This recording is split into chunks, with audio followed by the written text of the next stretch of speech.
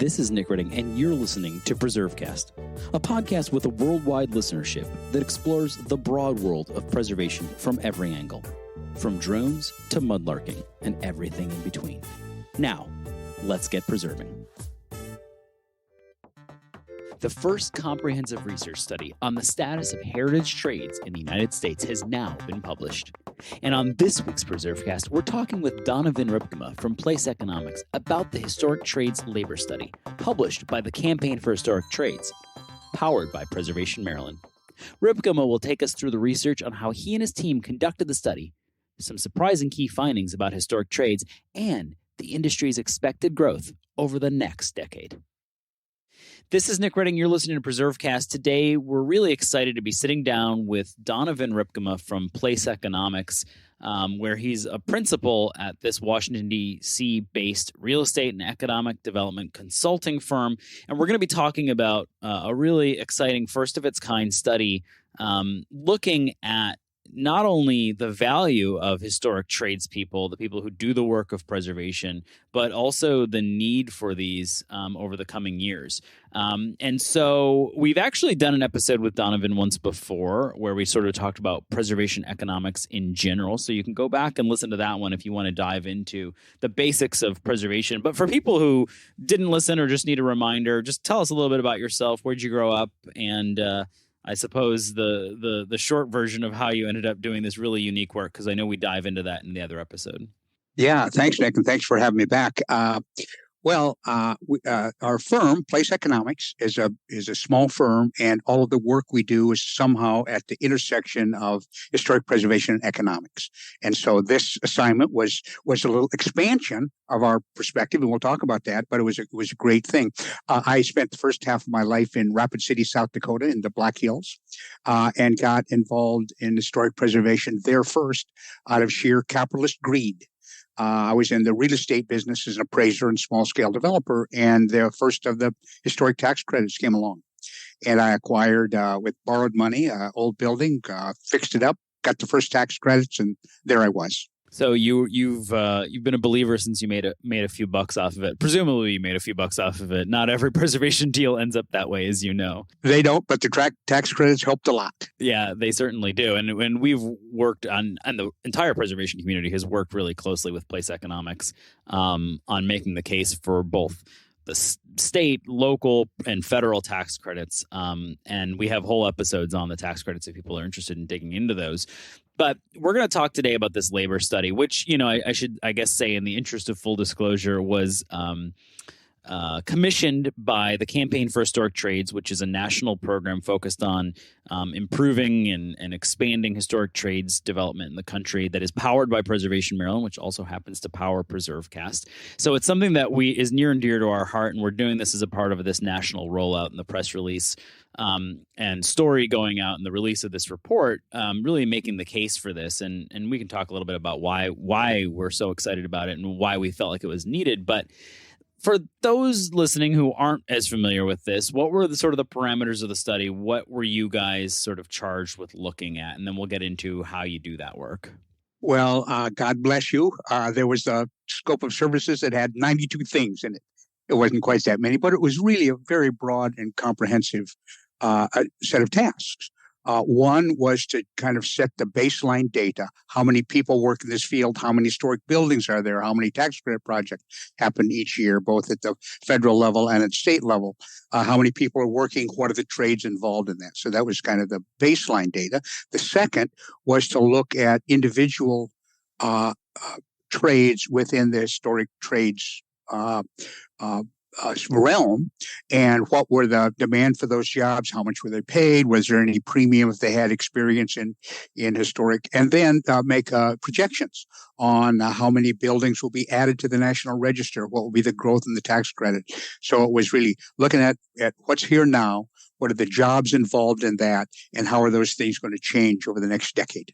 And, I will say, and there's going to be a question a little bit later on in this conversation about, is this niche? And we can answer it then. But, in terms of why we commissioned this, I mean, obviously through the Campaign for Historic Trades, we're very interested in what the future of trades training looks like and are trying to change that and create actual registered apprenticeships and get community colleges and other training actors involved in picking this up. But one of the things that we keep getting pushback on is, well, this is a very narrow thing, or people imagine this is like Colonial Williamsburg, and there's nothing wrong with Colonial Williamsburg, but we're not really talking about historic trades in terms of silversmithing and rifle making and basket weaving, which are all very cool. But we're talking about the hands required to do rehabilitation work. And I think one of the really cool things in the study, and you can go and get the study, I will mention there'll be a link in the show notes, but if you go to historictrades.org, that website for the campaign, you can find it there, is that, you really compellingly make the case that it's not just actually about what we consider historic. It's about just fixing old things. And that's a much more expansive sort of look at preservation than there has been before, I think. No, that's absolutely right. I mean, you can call it a niche if you want, but it's a pretty big damn niche of people who are working both on rehabilitation of older stuff in general. And about 40% of all of the buildings in America are 50 years old or older. That doesn't make every building 50 years old historic, as all of your listeners know. But at least it does say, well, here's some old stuff that we ought to be thinking twice about before we throw it away. And so the whole area of building rehabilitation is a large labor market, and within that, there's a subset of those that work on historic rehabilitation that's also significant. So when you guys go to do a study like this, I presume whether it's an economic impact report on a community or the tax credit or anything like that, you're probably picking up and at least looking to see what literature or other studies are out there. People kind of wring their hands and bemoan the fact that there aren't enough tradespeople, but were there other studies, or is this really the first comprehensive? We say it's the first comprehensive, but you guys are the guys who did the work. Is that true? It really is true. I mean, and we looked because we wanted to, if there was existing studies, we'd like to look at those, base those. And there were a handful of PhD and master's thesis that looked at a little piece. There was 25 years ago, there was an issue of the National Park Service's CRM magazine that was kind of essays about the historic trades. But in terms of a fundamental data-driven analysis of how many people, what do they get paid? Is there a shortage? What are the trades? There wasn't, which has made it so fun for us that this really was kind of the foundation upon which other people will make analyses in the future. Right. I mean, you think about it that way too, with like historic tax credits. I mean, they build on each other, and people kind of use that data, and we hearken back here in Maryland to this first study and then a study that came after it, and we can kind of track the impact. But it does still surprise me that all these years later, we always talk about, there was this report in the 60s called the White Hill Report that says we have this terrible problem with historic tradespeople in the country and we need to fix it. And it's, 60 years later, and we're still talking about it, but actually now kind of doing something about it. So let's talk a little bit about the findings here. Back to that question about, is this niche? Is this a small little thing, as some have suggested? What's the size and scale of these trades, and how did you define them? Well, and I'll come back to the definition question, and that's a challenge. If we talk about our best estimate of the people working on historic rehabilitation, so not just all rehabilitation, but historic rehabilitation, that's about 165,000 jobs. About 100,000 of those are jobs that could benefit from specific heritage trades training. Some go for it at the bottom of the line. Probably doesn't make any difference if all she's doing is sweeping the floor. But of those 165,000, 100,000 are those that really could benefit from training, expertise, experience in historic preservation. Now, you can say, well, is that a lot or is that a little? Well, it's not. It's much smaller than the entire construction industry, which is about 9.8 million workers. But just those direct jobs in historic preservation that need the historic scales, that 100,000, that is more than optometrists, traffic controllers, cardiologists, game wardens, and economists all lumped together. So it's not an insignificant group of jobs. Yeah, it's interesting when you put it that way, because everybody's like, well, everybody needs an optometrist, or at least most. You and I do. People can't see us, but I wear glasses. You wear glasses. So I mean, there's it's interesting when you put it that way, and so in order for us to kind of keep this going, not only the trades themselves, but also understanding all of this.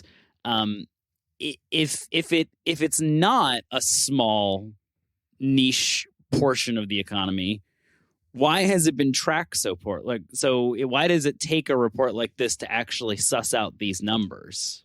Well, it's a data issue, data collection issue, and a couple answers to that question. First of all, in that 100,000 people. And again, these are direct jobs working on historic preservation that need those skills. So this is the kind of smallest chunk. That's 100,000 people. Well, but first of all, they're in a bunch of different trades. There's carpentries, masons, plumbers, roofers, a dozen trades or so in that area that need expertise. And those job titles are tracked in the aggregate. There's numbers for all the plumbers in America. There's just not any subset, disaggregated number that says here's the number of plumbers or masons that work on historic buildings. So there's no data. So you have to kind of back into those numbers. That's part of it. So those numbers, it's not that 100,000 doesn't show up anyplace. It just shows up mixed in with a whole bunch of other things. The second issue is a definitional one. And that is exactly what counts as historic preservation. Does every building older than 50 years, if they're working on that, does that count as historic preservation? Probably not. Counts as rehabilitation, not historic preservation. So it's whittling down exactly what do we mean? Does every project in a National Register Historic District count? Well, what if they did a horrible job? Should we still be counting that? So it's a kind of definitional issue. And then the really basic one is the government keeps great numbers on a whole bunch of stuff, and we tap dozens of databases. But there is, believe it or not, in all of the construction data that the federal government maintains and publishes, there is no distinction between construction that is new construction and rehabilitation.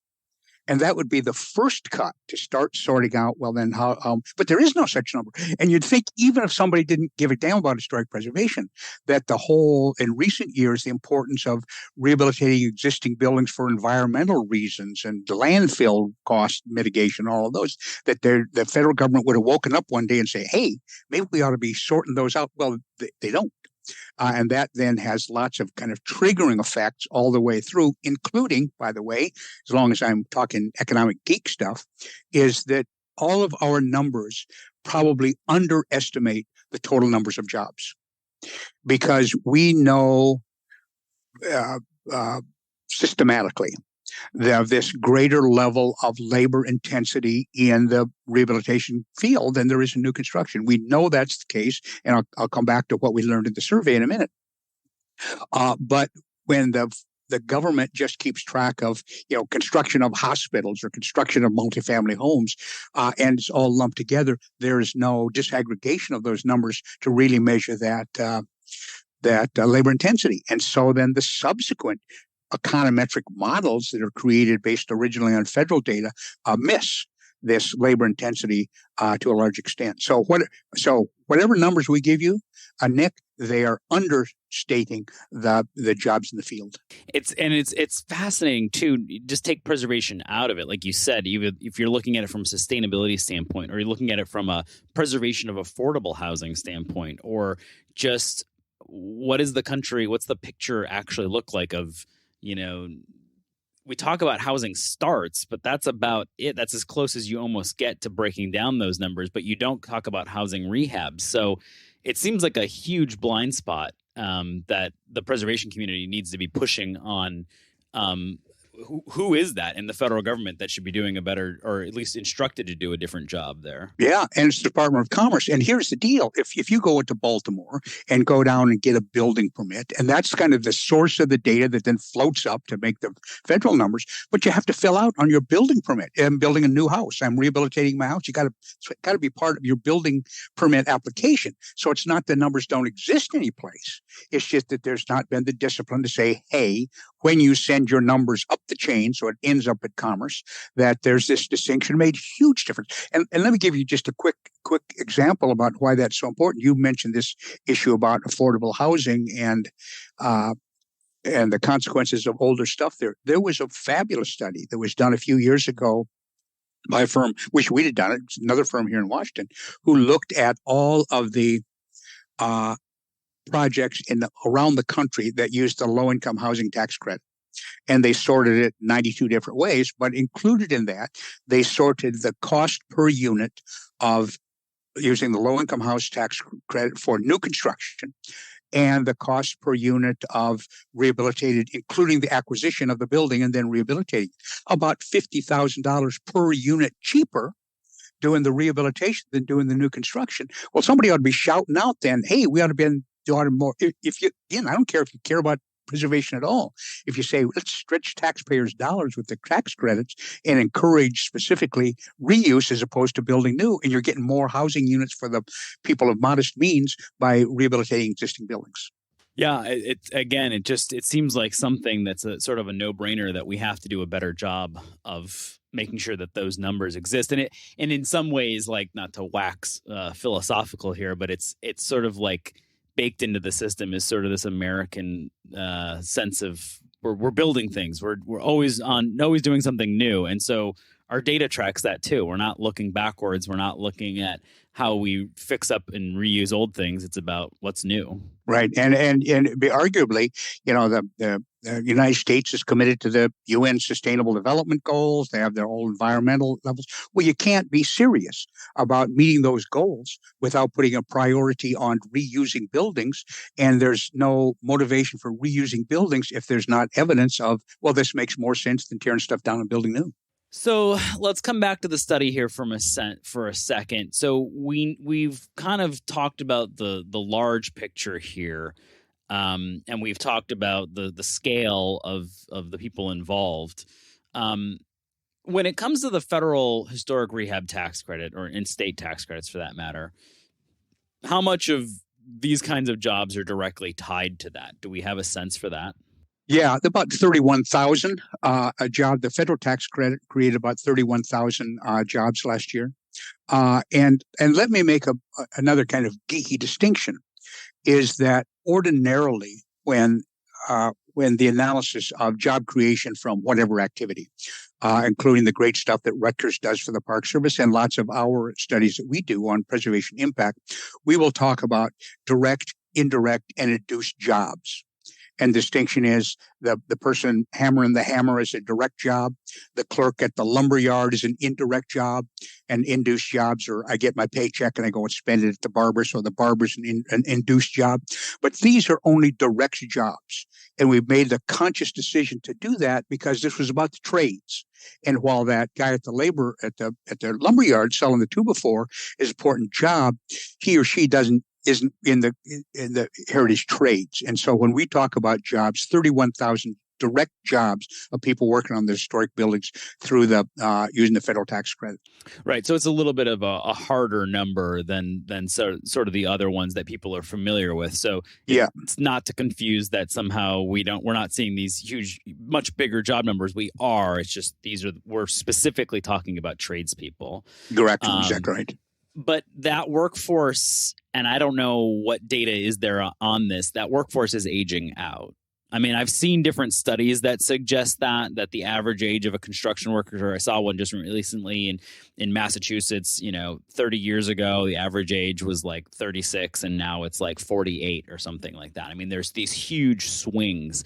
So this sector is aging out and we have to somehow replace them. That's a big part of the story as well. It is. We need, just in these heritage trades, specifically experienced trained heritage people, it's about 10,000 a year that we need for replacement jobs.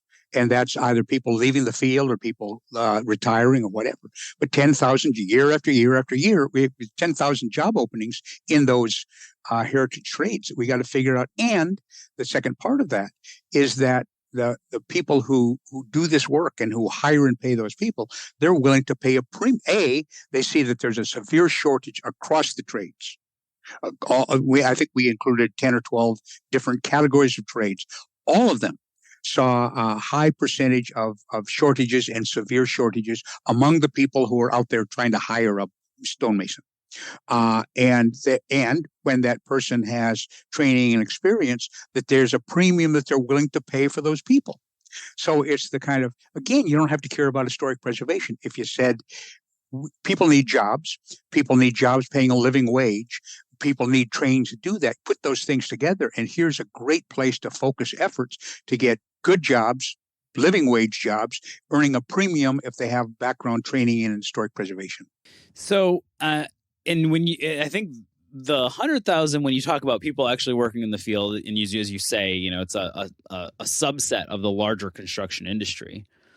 But then when you start thinking about needing 10,000 a year in order to meet the need to keep us sort of that whole industry staffed, that's a huge number. It absolutely is a huge number, yeah.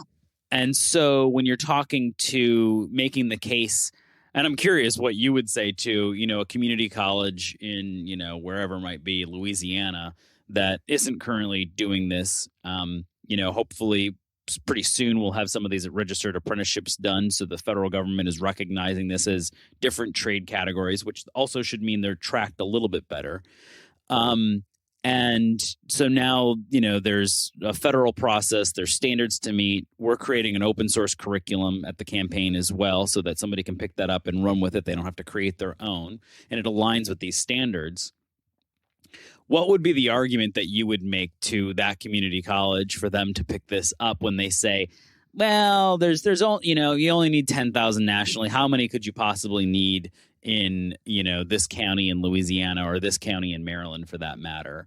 What's the compelling case that can be made for that?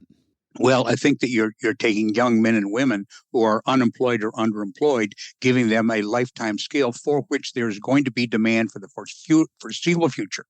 Now, there's lots of kinds of jobs that they're training people for that are going to be obsolete 10 years from now. These are jobs we factually know, or for the rest of that person's career, is going to be demand for that job. And you're taking them and you're putting them in a job that pays an economic premium if they have that set of skills. So I don't know, maybe in that county in Louisiana, it's only 8 people a year. But think about that. 8 people a year going year after year, going into the field, getting good jobs and earning a premium for doing so seems to me a great case to be made. And, I've also, I'm a geek for your studies. So I'm remembering all these different stats and figures from over the years. But one of the ones that I've seen that as we sort of stare into the abyss of a potential recession here in the country is that local historic districts, so communities with a high number of historic buildings, tend to do better in recessions. They hold their value better. And so that also, to me, and maybe I'm extrapolating too much here, suggests that these sorts of trades positions are going to stick around as well, because you're not, building a new house is very much dependent on the economy. Is Toll Brothers going to build 12,000 new homes or going to build 6,000 during a recession? But fixing your windows or keeping a roof on a building is something that kind of happens regardless. It's not as tied to interest rates and the macro economy. So are these more sustainable positions in that way too? They really are. So and you're right on both counts, but it's really 2 different measures. I mean, the count is that on property values, that it's not that they don't go down in a recession, but the decline is later, shallower, and recovery sooner, but that's on the property value side. But in a number of our studies, we've looked at that narrower issue about what happens to construction activities in historic districts relative to the rest of the city. Again, a much shallower slope shallower decline of activity. It does a huge difference in maintaining jobs in those rehabilitation projects in downtimes. And you're right, is that maybe it costs me $300,000 to build a new house, and the bank won't lend me the money, so I can't build a new house. But maybe I can, put in a new kitchen for $30,000, and so I'll do that instead, get a second mortgage or whatever. And so it's much less volatile on the downside in historic districts than is the general new construction industry. And I think those are important talking points for policymakers and for advocates across the country as we kind of, who knows where this economy is headed. It's kind of been all bouncing around in a really, it seems like every economy is unique, but this one is ultra unique because we're still on the sort of the sugar high of a huge federal investment. And when that kind of drops out, when will we have that? And I think it's important that we can be a part of the solution and part of the conversation, that we're not something that's only done in good times, that we're something that sustains communities throughout challenging economic times. Well, that's right. And the other thing that's interesting is we charted the projected growth of commercial construction, building construction activity, and as compared to the rate of growth of historic tax credit projects. And the curve separates, that the rate of growth of tax credit projects were projecting to be, in fact, at a greater rate than the growth of the building industry in general. And that's borne out, too. I'm sure you've seen the numbers where AIA, the American Institute of Architects, is saying that for the first time since they've been tracking the data, I think it was 51% of architectural billings were for rehab, not for new build. And so there's and if you go back, I think only like a decade, it was like a third of billings was for rehab. So that's a huge, that to me seems like a big sort of red flag that, hey, something is changing in the way that we're handling buildings, and our policy needs to catch up with that. Yeah, that's absolutely correct. Yeah. So anything in here that surprised you? You've done a lot of these studies, so I can't imagine too much is surprising. But was there anything that you said, wow, this is something here that we didn't expect to see, or that really was a number that kind of popped out at us?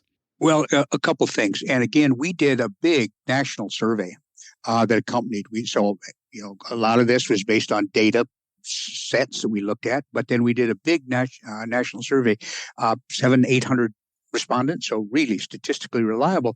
And we sorted those out among who we called the trades experts. And those were general contractors, subcontractors, tradespeople themselves. So the people that had hands-on, so really knew what they're talking about. And then we talked about preservation experts. People might be people like you and I who are in preservation, but we don't hammer hammers.